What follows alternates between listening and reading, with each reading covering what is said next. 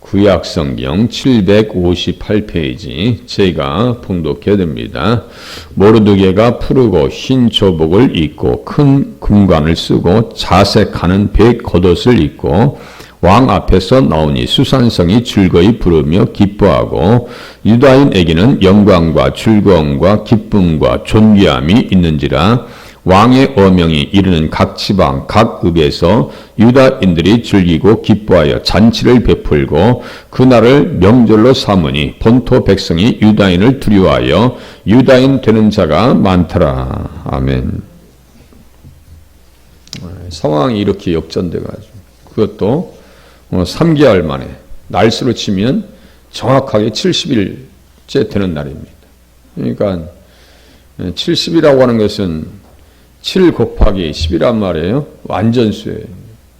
그러니까 기도하면 그렇게 하나님께서 완전한 승리를 허락해 주시더라 이거예요. 첫째 달 니산월 아비벌 13일에 왕의 어인이 찍혀가지고 도선 수상궁이 어지럽게 되었던 날에 70일 지난 이후에 정확하게 상황이 역전됩니다.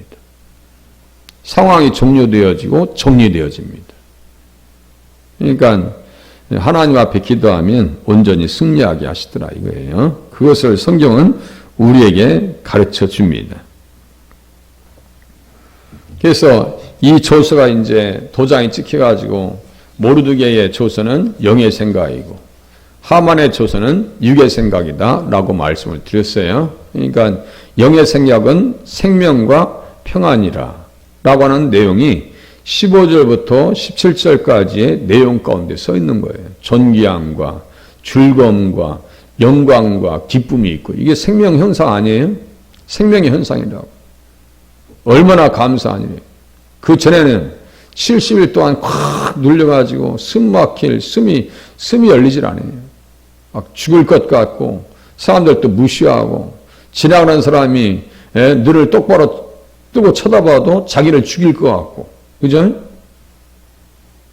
세력을 가지고 하만에 빌붙어 있던 세력들이 완전히 이제 역전되는 거예요. 그렇게 해서 어지럽던 상황이 종료되어집니다. 이것은 구속사의 승리다. 이렇게 말씀을 드릴 수 있어요. 하만은 자기가 알았던 몰랐던 그것이 중요한 것이 아니에요. 유다인을 진멸시키려고 했던 것은 무엇에 대한 중대 도전이냐 하면 유다 민족의 민족적 사명이었죠. 우리는 우리는 국민교육 현장에서 우리는 민족적 중흥의 역사적 사명을 띠고 이 땅에 태어났다. 다 잊어버리고 그것만 생각나요. 한민족도 그렇게 역사적 사명이 있다고 하는데 유다 민족은 뭐예요? 유다인에게서 구원이 난다. 요한복음 4장 22절에요. 그걸 잊어버리면요, 이 말씀들을 풀을 수 있는 재간이 없어요. 여기서 예수님과 관련되어서 성경을 해석해 나가야지 내용이 풍성해지고 하만의 의도가 얼마나 못됐는지를 알 수가 있고요. 이것은 정치적인 갈등이 아니라고 말씀드렸어요. 똑같아요. 사울과 다윗의 갈등은 정치적인 갈등을 뛰어넘는 거예요. 그래서 사울 가운데 악한 영이 들어가잖아요. 그러니까 어떤 짓을 해요? 다윗을 죽여야 한다는 거예요. 다윗이 있어서는 안 된다는 거예요. 그냥 미운 거예요. 예. 적군이 누군지 알 수가 없어요. 블레셋을 죽이고 와도 뭐 다윗이 미운데요. 뭐. 예?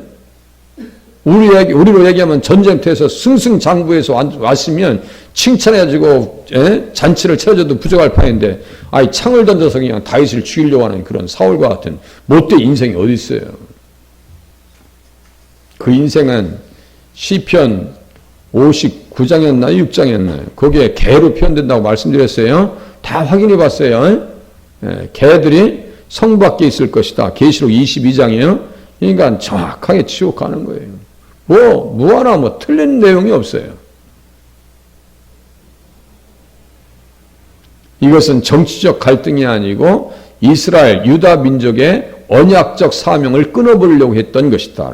그 말씀 가운데요, 그동안 제가 중요하게 말씀드렸던 내용이 다 들어가 있습니다. 실로가 오시기까지. 주가 유다를 떠나지 아니하며, 이 유다에서 누가 와요? 실로가 오시는 거죠. 그리고 한 별이 야곱에게서 나오며 한 규가 이스라엘에게서 일어나려고 하는데 그것을 어떻게 하려고요? 끊어버리려고. 생명줄을 끊어버리려고. 명줄을 끊어버리려고.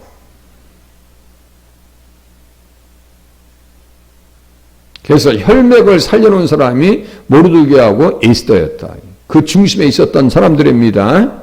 지금 교회가 힘들고 어렵다 할지라도 기도하는 사람들이 교회의 숨통을 열어주는 사람이고, 기도하는 가정이 그렇게 에스더와 모르드게와 같이 승리할 줄로 기대하시면서 신앙생활 하실 수 있기를 바랍니다.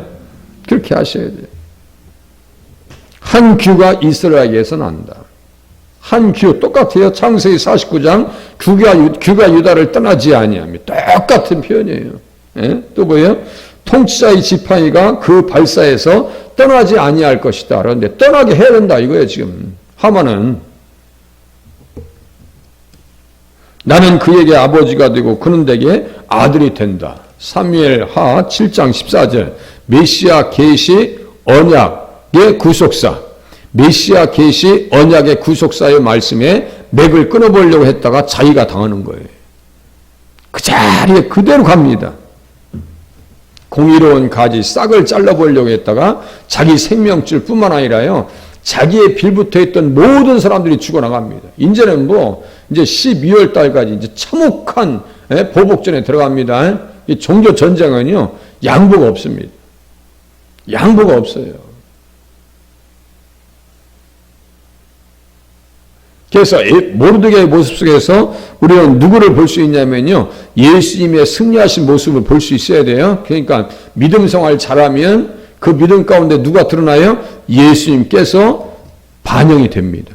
드러나는 거예요. 예수님의 그림자가 누구예요? 모르드게 누구예요? 다윗은 예수님의 그림자예요. 요셉도 예수님의 그림자예요. 그죠? 다 그렇게 보는 거예요. 모세는 직접 얘기합니다. 나와 같은 선지자가 오실 것이라고. 신명기 15장 18절쯤 될 겁니다. 15장 18절. 그러니까 이런 것들이 다 모형과 그림자, 예수님의 모습이 투영되잖아요. 어떻게 하니까요? 온전히 믿음의 주요, 온전하게 하시는 이인 예수 그리스도를 바라보니까 누구의 모습이 드러나요? 예수님의 모습이 드러나더라 이거예요. 사무엘하 8장도 똑같아요. 다윗이 공의와 정의를 실행했다. 이사야서 11장 5절 똑같아요. 예수님의 모습이 등장한다고요.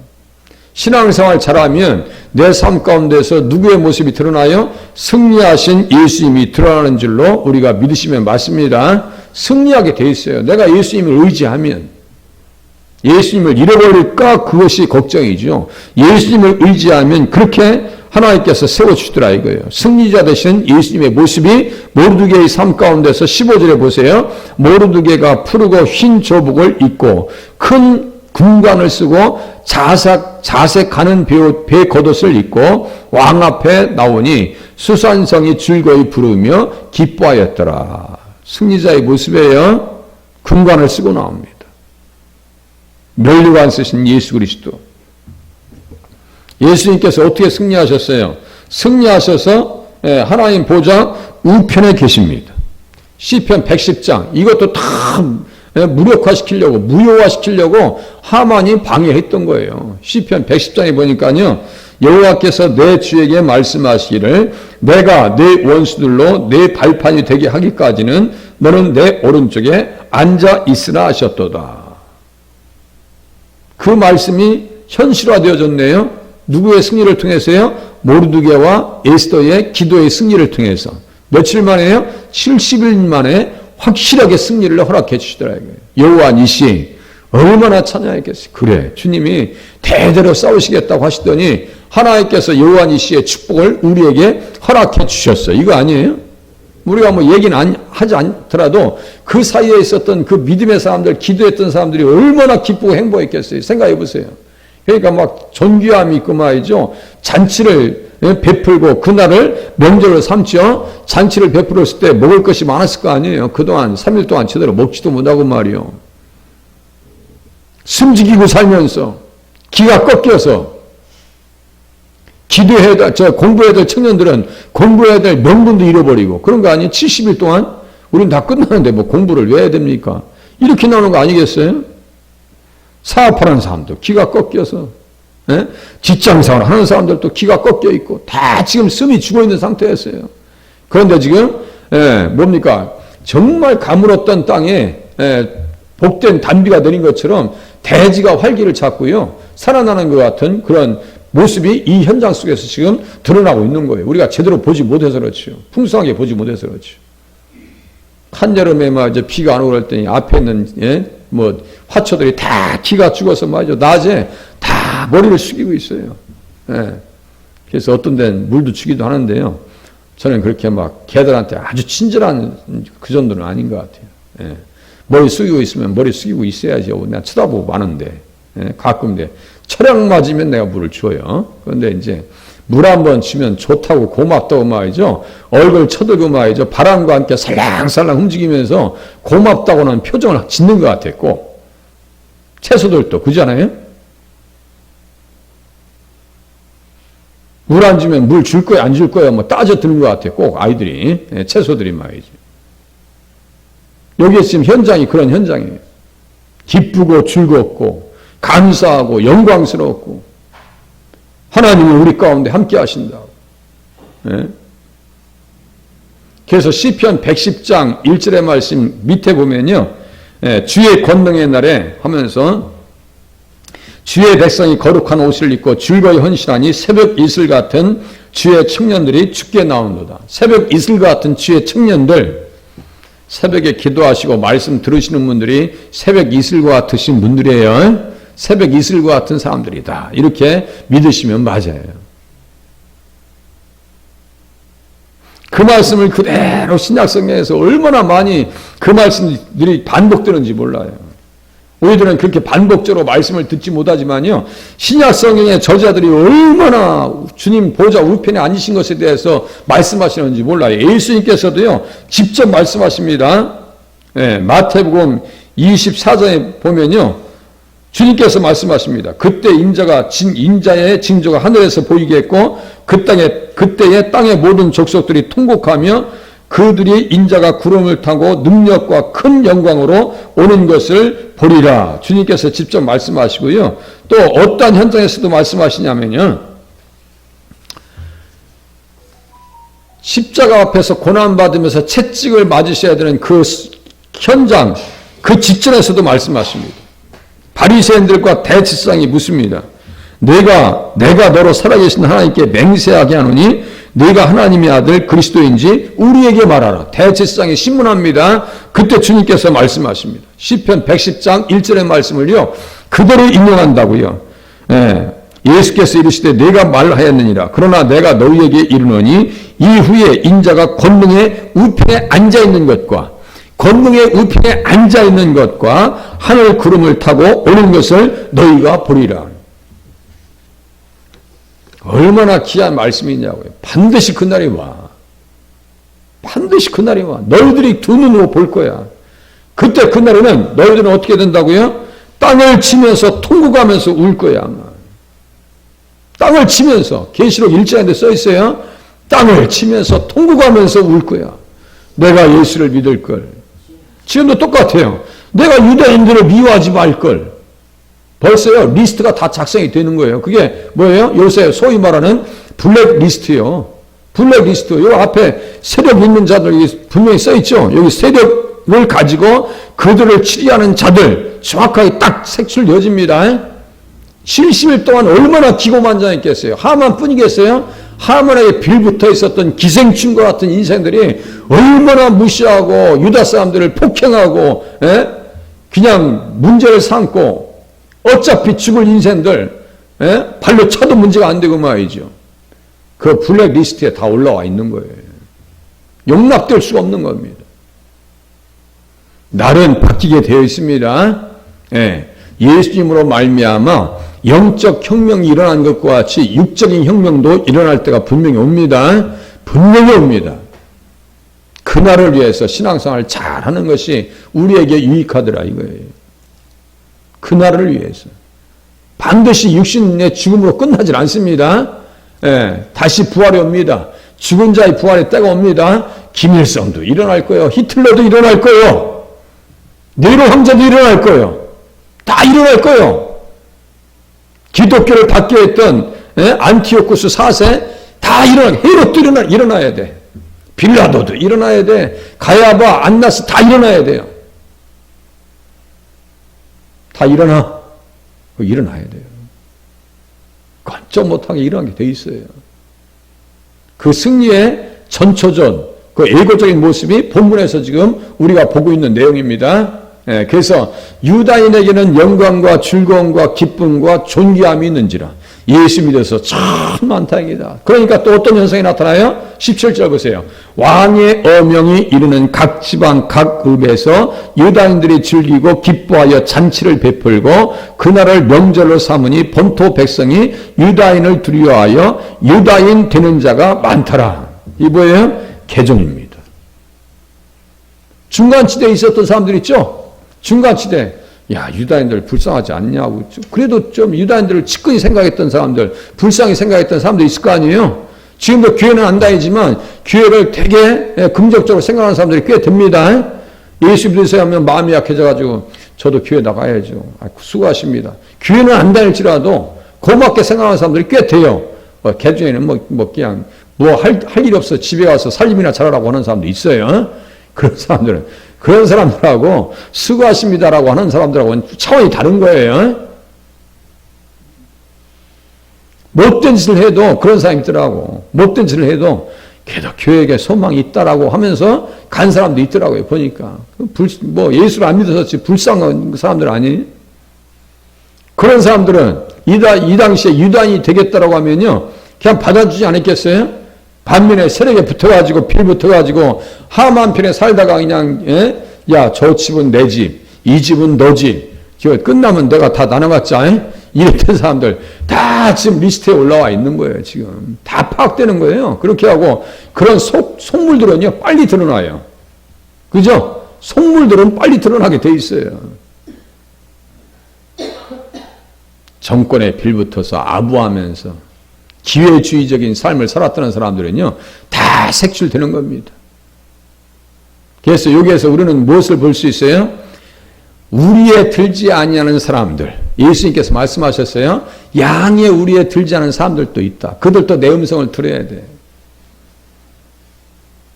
마태복음 8장 11절 아브라함과 이삭과 야곱과 함께 천국에 앉을 사람들이 지금도 있어요. 그 사람들은 어떤 사람들이 되셔야 돼요? 유다인 되어져야 될 사람입니다. 유다인 되어져야 될 사람. 그 사람들을 때문에 우리가 전도를 해야 되는 것이고 교회가 사명에 일깨워서 살아야 됩니다. 그거예요. 다 그렇게 연결되어 있어요. 성경이. 그래서 예수님께서 다시 오시면요. 그냥 살아나는 전도, 우리가 구원받는 전도로 끝나는 게 아니에요. 만물의 회복도 다 이루어진다고 제가 자주 말씀드립니다. 만물의 회복이 되어진다고요. 제가 읽어드릴게요. 그의 십자가의 피로 화평을 이루사 그의 십자가의 피로 화평을 이루사 만물, 그 땅에 있는 것들이나 하늘에 있는 것들이 그로 말미암아 자기와 화목하게 되기를 기뻐하심이라. 만물의 회복을 얘기합니다. 그 회복을 이사야는 어떻게 써 있을까요? 그때에 주님이 오실 그때, 만물이 회복하는 그때에 이리가 어린 양과 함께 살며 표범이 어린 염소와 함께 누우며 송아지와 어린 사자와 살찐 짐승이 함께 있어 어린아이에게 끌리며 암소와 곰이 함께 먹으며 그것들의 새끼가 함께 엎드리며 사자가 소처럼 풀을 먹을 것이다 그랬어요.